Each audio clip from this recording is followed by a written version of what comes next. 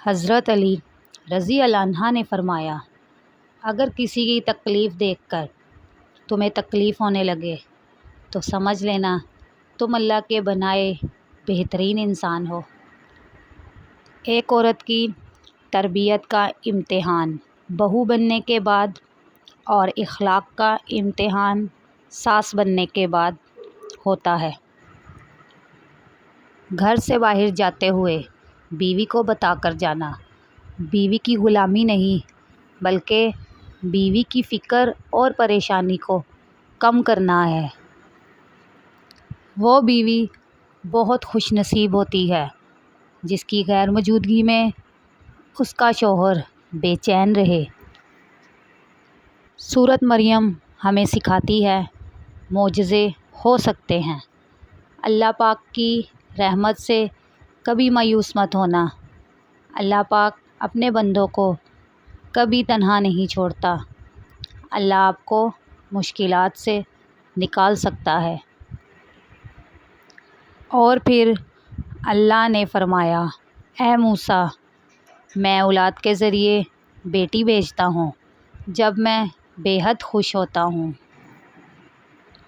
بیوی جب اپنے مسائل شوہر کو بتاتی ہے تو اس کا یہ مطلب نہیں ہوتا وہ شکایت کر رہی ہے بلکہ وہ آپ پر اعتماد کرتی ہے۔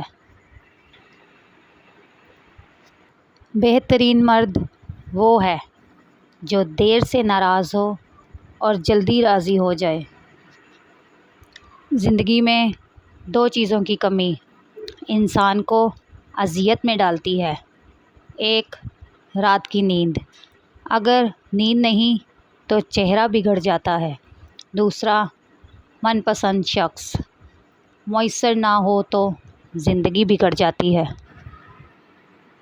جب شوہر اپنی روٹھی بیوی کو پیار سے مناتا ہے تو اللہ پاک کو اس کی یہ ادا بہت پسند آتی ہے۔ قیامت والے دن فرشتے اعلان کریں گے کہ نظریں جھکا لو، فاطمہ بنت محمد صلی اللہ علیہ وآلہ وسلم گزرنے لگی ہیں۔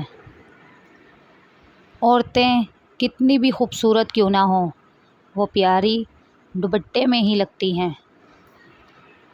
لڑکیاں گھر سے بھاگنے کے بعد بیان دیتی ہیں کہ ہم گھر سے کوئی قیمتی چیز لے کر نہیں بھاگی تو کیا ماں باپ کی عزت کی کوئی قیمت نہیں؟ صبح جلدی صرف 4 چیزیں اٹھاتی ہیں: محبت، ماں، محنت اور مجبوریاں۔ اور پھر مرد کی لاپرواہی عورت کی ذہنی بربادی کا سبب بنتی ہے۔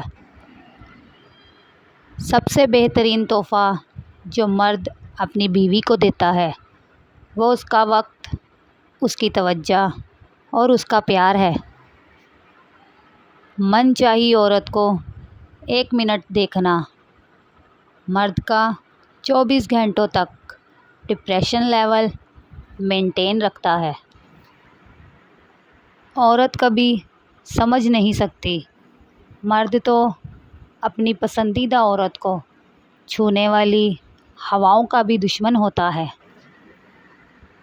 باپردہ عورت غیرت مند بھائی، غیرت مند باپ اور غیرت مند شوہر کا فخر ہوتی ہے۔ جو خوبصورت اور پاکیزہ بیوی مرد سے خود کو 1 درجہ کم سمجھ لے تو اللہ تعالیٰ اسے ماں کی صورت میں 3 درجے بلندی عطا فرماتا ہے۔ مرد کی وفا کا پتہ عورت کی بیماری میں لگتا ہے کہ کھوٹا سکہ ہے یا کھرا، اور عورت کی محبت بے روزگاری میں پتہ چلتی ہے کہ وہ کاغذی ساتھی ہے یا واقعی شریک حیات ہے۔ رسول اللہ صلی اللہ علیہ وآلہ وسلم نے ارشاد فرمایا، دنیا فائدہ اٹھانے کی چیز ہے اور دنیا میں سب سے زیادہ فائدہ دینے والی چیز نیک بیوی ہے۔ 3 لوگ جب آپ کے سامنے بات کر رہے ہوں تو انہیں مت روکیں: والدین، بچہ اور غم زدہ انسان، کیونکہ ان کا دل بول رہا ہوتا ہے۔ اسلام اتنا خوبصورت مذہب ہے کہ غور سے اذان کی آواز سنتے ہی ڈپریشن دور ہو جاتا ہے۔ لوگ کہتے ہیں پہلے سنبھل جاؤ پھر نکاح کرنا، لیکن میرا اللہ کہتا ہے تم نکاح کرو، تمہیں سنبھالنے کی ذمہ داری میری ہے۔ جب تمہارا دل کسی کے گلے لگ کر رونے کو چاہے تو قرآن کو گلے لگا لینا۔ قرآن پاک میں مرد اور عورت کی دوستی کا ذکر کہیں بھی نہیں ہے۔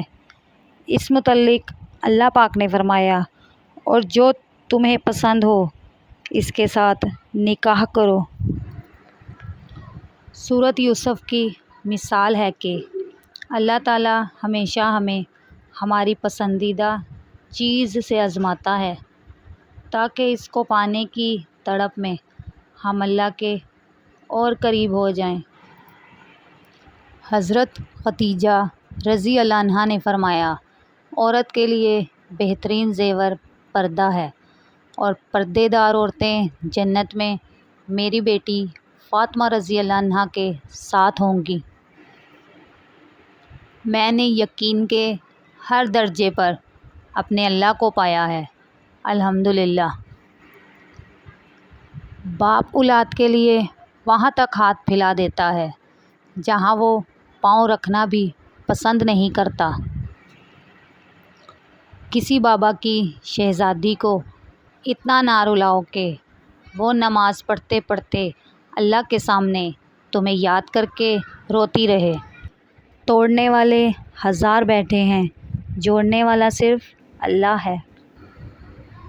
اسلام ہمیں پسند کی شادی کی اجازت دیتا ہے، لیکن اسلام بھاگ کر اپنے والدین کی عزت کا جنازہ نکال کر شادی کرنے کی اجازت بالکل نہیں دیتا۔ حضور صلی اللہ علیہ وآلہ وسلم نے ارشاد فرمایا، جو شخص جوانی میں نکاح کر لیتا ہے تو شیطان چیخ اٹھتا ہے، ہائے افسوس، اس نے مجھ سے اپنا دین بچا لیا۔ 9 ماہ پیٹ میں رکھا، 3 سال ہاتھ میں، عمر بھر دل میں رکھا۔ اللہ تعالیٰ سب کی ماؤں کو سلامت رکھنا، آمین۔ جنت کا ایک دروازہ ہے جسے ریان کہتے ہیں۔ قیامت کے دن اس دروازے سے صرف روزے دار ہی داخل ہوں گے، سبحان اللہ۔ 3 کام اللہ کو پسند: ٹوٹے ہوئے دلوں کو جوڑنا، دل نہ چاہتے ہوئے بھی معاف کر دینا، کسی کے گناہ پر پردہ کرنا۔ صرف قرآن پاک ہی وہ سچا دوست ہے جو قبر میں بھی آپ کا ساتھ دے گا۔